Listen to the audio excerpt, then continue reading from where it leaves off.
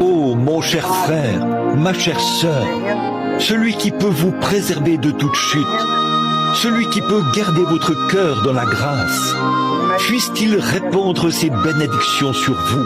Puissiez-vous ne jamais oublier que nous vivons dans les derniers jours du dernier âge de l'Église et qu'il a été prédit que ce serait un âge de l'Église tiède où on est tout simplement nonchalant quant à cela. Alors, cessez d'être nonchalant. Venez vraiment à Christ de tout votre cœur. Je ne vous dis pas à quelle Église adhérer. Dieu ne vous demandera jamais cela lors du jugement. Non, monsieur, l'Église dont vous faites partie, ça lui est égal. Il vous veut, vous, un individu. Et il faut que vous naissiez de nouveau et que vous receviez le baptême du Saint-Esprit. Sinon, vous êtes fichu.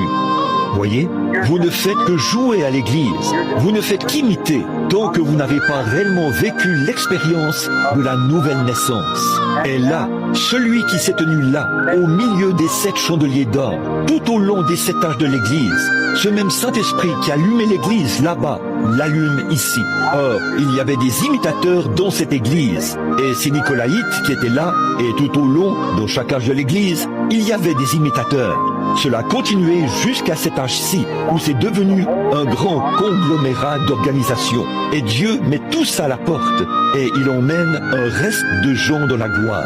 Que le Seigneur vous bénisse. C'est un peu dur, mes amis, mais c'est bon. Cela vous aidera, et ça vous préservera de toute chute. Eh bien, n'allez pas un peu partout pour dire « Frère Branham a jeté le blâme sur mon Église ». Ceci ne s'adressait à aucune Église. Ça s'adressait uniquement à vous, en tant qu'individu. Jeuneur, si vous faites partie de l'Église baptiste, alors soyez un vrai baptiste, rempli du Saint-Esprit. Si vous faites partie de l'Église méthodiste, soyez un vrai méthodiste, rempli du Saint-Esprit. Peu importe ce que c'est, et vous ne serez pas une cause de déshonneur. Vous ferez honneur à n'importe quelle Église, ou à n'importe quel voisinage, pour la gloire de Dieu. May the Lord bless you now.